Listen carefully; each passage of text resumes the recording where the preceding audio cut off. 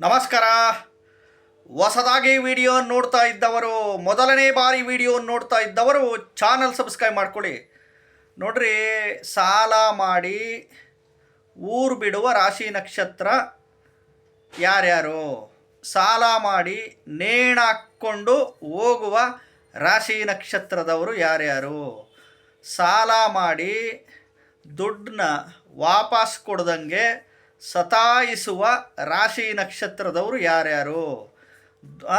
ಒಂದೊಂದು ಈ ರಾಶಿ ನಕ್ಷತ್ರದವರೆಲ್ಲ ಆಸೆಯಿಂದ ದುರಾಸೆಯಿಂದ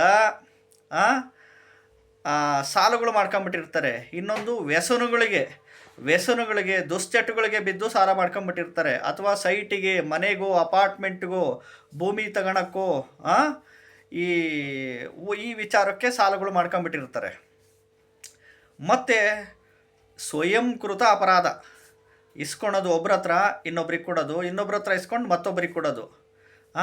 ಇಲ್ಲಾಂದರೆ ಚೀಟಿ ಹಾಕ್ಬಿಟ್ಟಿರ್ತೀರ ನೀವು, ಇಸ್ಕೊಂಡು ಎಲ್ಲ ಕಟ್ಟಿಸ್ಕೊಂಡು ಒಂದೇ ಸರಿ ಒಡೀಸ್ ಮಾಡುವ ರಾಶಿ ನಕ್ಷತ್ರದವರು ಯಾರ್ಯಾರಪ್ಪ ಅಂದರೆ, ನೋಡ್ರಿ, ಇವ್ರಿಗೆಲ್ಲ ಎಸ್ಪೆಷಲಿ ಜಾತಕದಲ್ಲಿ ನಿಮಗೆ ದುಡ್ಡು ವಾಪಸ್ ಕೊಡ್ತಿಲ್ಲ ಇವರು ಅಂದರೆ, ಈ ದೊಡ್ಡ ಮಟ್ಟದ ಬಿಸ್ನೆಸ್ಗಳೆಲ್ಲ ಮಾಡಿ ಇನ್ವೆಸ್ಟ್ಮೆಂಟ್ ಮಾಡಿ ಲಾಸ್ ಮಾಡಿಬಿಟ್ಟಿರ್ತಾರೆ.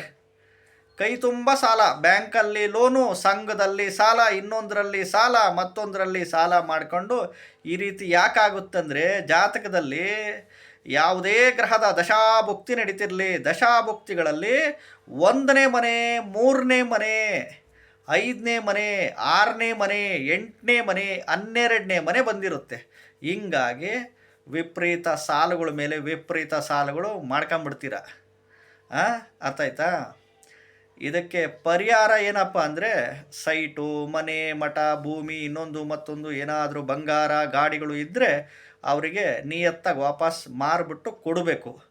ಇಲ್ಲಪ್ಪ ಅಂತಂದರೆ ಪ್ರತಿದಿನ ಹನುಮಾನ್ ಚಾಲೀಸ 7 ಬಾರಿ ಪಠಣೆ ಮಾಡಿ ಆಂಜನೇಯ ಸ್ವಾಮಿಗೆ ಡಿಮ್ಯಾಂಡ್ ಮಾಡಿ ಕೇಳ್ಕೊಬೇಕು.